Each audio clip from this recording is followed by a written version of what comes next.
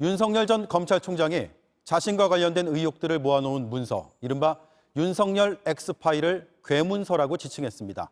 불법 사찰 가능성도 언급했습니다. 정치 공작을 하지 말라고도 목소리를 높였습니다. 어제는 대응하지 않겠다고 했지만 논란이 커지자 반박에 나선 겁니다. 먼저 전다빈 기자입니다.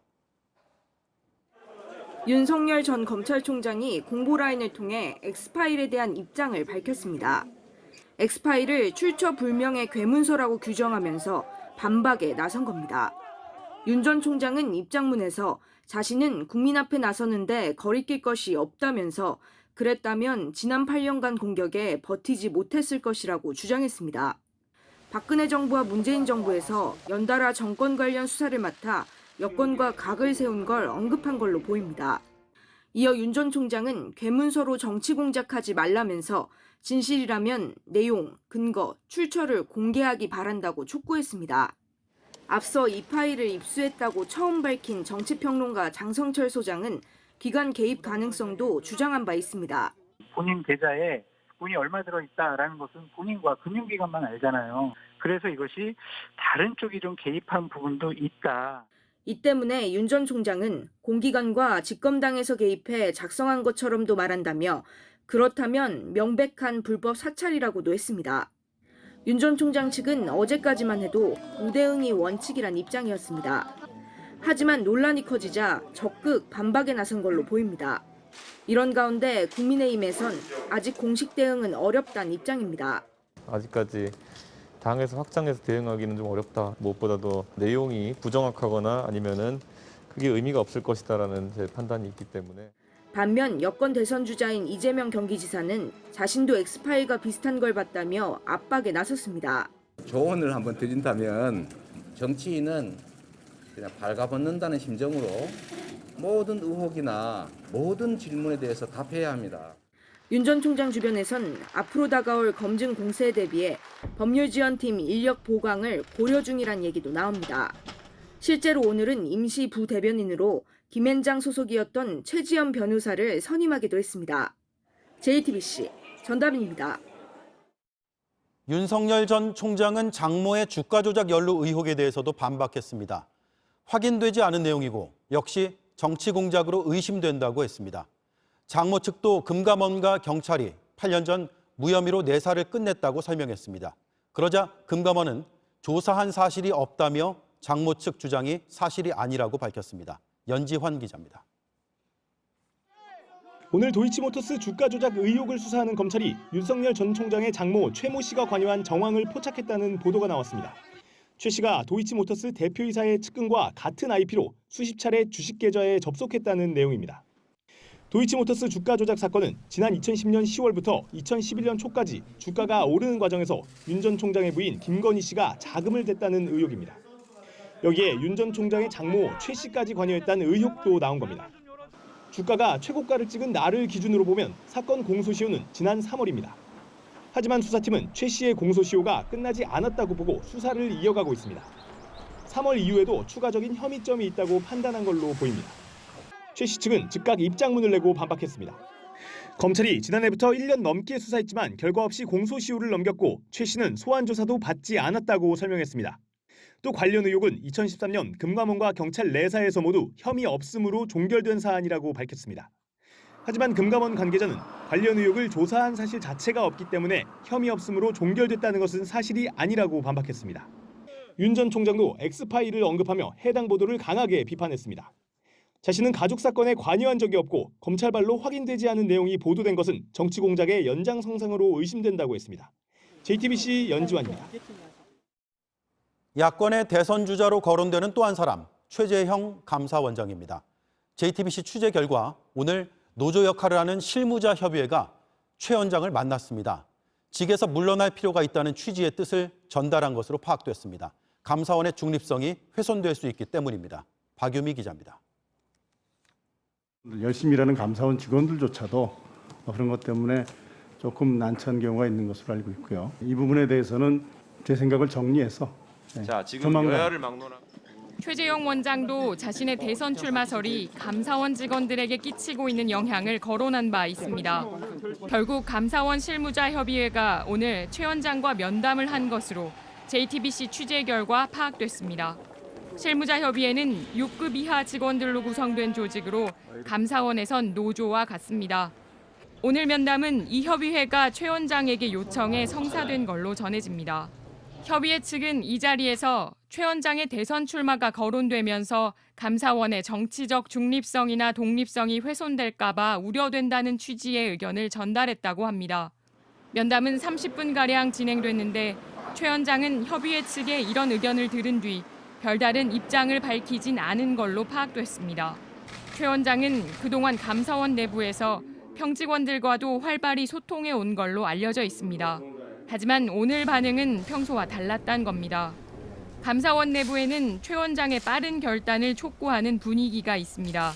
감사원을 잘 이끌어왔다는 공감대가 있긴 하지만 대선 주자 직행 가능성이 제기되면서 전례가 없는 일이니 조직을 위해 마무리가 중요하다는 우려부터 기관장 지위를 사적으로 이용한 것 아니냐는 비판까지 다양한 목소리가 나오고 있다는 겁니다.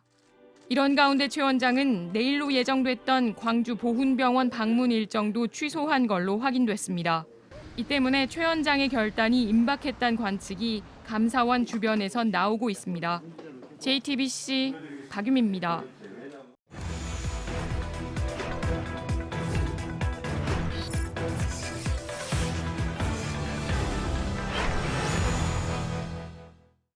de la República de Corea con este mapa de Corea de 1735. 네, 스페인 상원 도서관에 보관된 조선 왕국 전도입니다. 독도가 우리 땅으로 그려져 있습니다. 반면 일본 도쿄 도립 도서관은 좀 다른 지도를 내세웁니다. 독도를 다케시마로 표기한 1964년 도쿄올림픽의 성화봉송 지도입니다. 올림픽 공식 보고서를 참고해서 만들었다고 주장합니다. 과연 사실일까? 그렇지 않습니다. 추적보도 훅 온누리 기자입니다. 1964년 도쿄올림픽은 아시아 최초의 올림픽이었습니다. 성화대에 불을 붙인 마지막 주자는 원자폭탄이 떨어진 1945년 히로시마에서 태어난 19살 청년. 이를 두고 일본이 전쟁 범죄 책임은 뒤로 감춘 채 피해자 이미지를 강조했다는 비판이 일었습니다. 일본은 두 번째 도쿄올림픽을 유치한 뒤 1964년의 기억을 되살리는 행사를 여러 차례 열었습니다. 도쿄도가 운영하는 도립도서관이 연 2015년 전시가 대표적입니다. 일본 올림픽 패럴림픽위원회가 후원한 이 전시에서 1964년 당시의 성화봉송 지도도 공개했습니다. 지도 한편에는 독도가 아예 따로 기존 축적도 대비해서 더 크게 그려져 있고 죽도, 그러니까 다케시마라는 일본식 지명도 붙어 있습니다. 그러면서 아래엔 1964년 올림픽 자료를 참고했다는 설명까지 달아놨습니다. 그러나 되짚어보니 이건 사실과 달랐습니다. 도서관 측이 전시 기획 당시 참고했다고 밝힌 도쿄올림픽 공식 보고서입니다. 당시 올림픽 조직위가 대회를 결산하며 직접 만든 것으로 IOC에도 제출된 역사 자료입니다. 보고서에 250쪽에 첨부한 성화봉송 지도는 아무리 확대해도 독도가 나타나지 않습니다. 1964년 올림픽을 기념한다고 하면서 원래 지도에 독도를 슬쩍 끼워 넣어 다시 만들어 전시한 겁니다. 국제사회에서 용납할 수 없는 그러한 역사적 어떤 왜곡이라고 볼 수 있다. 키유시나 이런 데서 사실은 그거를 가지고 적극적으로 일본에 좀 공세를 취하는 것도 필요한다고 생각해요. 일본은 1964년 도쿄올림픽이 끝나고 동계올림픽을 2번 더 치렀습니다. 1972년엔 삿포로 동계올림픽을, 1998년엔 나가노 동계올림픽을 열었는데 당시 성화봉송 지도들도 찾아보니 독도를 그려넣은 흔적은 없습니다. 세 번의 올림픽 내내 없었던 땅 독도는 2019년 공개된 일본의 네 번째 올림픽 지도에 갑자기 튀어나왔습니다. 문제는 64년 올림픽 지도를 검색하면 이 잘못된 성화봉송 지도를 누구나 쉽게 찾아볼 수 있어 도쿄올림픽 당시의 진짜 역사 자료로 오해할 수 있다는 겁니다. JTBC 온누리입니다. 일본은 왜 반세기가 지나 1964년 지도를 고쳐 그린 것일까? 그 이유는 뻔합니다. 올림픽을 역사 왜곡의 기회로 악용하는 겁니다. 이에 대해 IOC에 물어봤습니다. 도쿄 조직위에 물어보라라는 답이 돌아왔습니다. 도쿄도에도 물어봤습니다. 자료가 남아있지 않아 대답할 수 없다고 발뺌했습니다. 이어서 오광춘 기자입니다. 또 할게요. 아베 전 총리까지 자리에서 벌떡 일어서게 했던 2013년 부에노스아이레스의 환호. 하계올림픽을 2번 여는 것도 아시아에선 일본이 최초였습니다. 그 자부심은 곳곳에 묻어났습니다. 1964년 올림픽을 재조명하고 당시 성화봉송로 지도를 새로 바꾸면서 원래 없던 영토도 끼워 넣었습니다. 독도는 물론이고 일본이 러시아, 중국과 영유권 분쟁을 빚고 있는 쿠릴 열도, 갸오이다오도 그려 넣었습니다. 그리고 이 지도는 이번 도쿄올림픽 성화봉송로 지도에도 거의 비슷하게 적용됩니다. 50년도 더 지나서 원래 올림픽 지도에 없던 것들을 채워넣은 이유를 물었습니다. 質問は受け付けていないので、メールでお返ししているかと思うんですけれども。 이메일 질문엔 자료가 남아있지 않아 대답할 수 없다고 했습니다. 도쿄도 역시 같은 대답이었습니다. 올림픽 역사가 일본 영토 분쟁의 도구로 활용되는 문제에 대해 국제올림픽위원회 IOC에 물었더니 도쿄 조직위에 문의하라며 답을 피했습니다.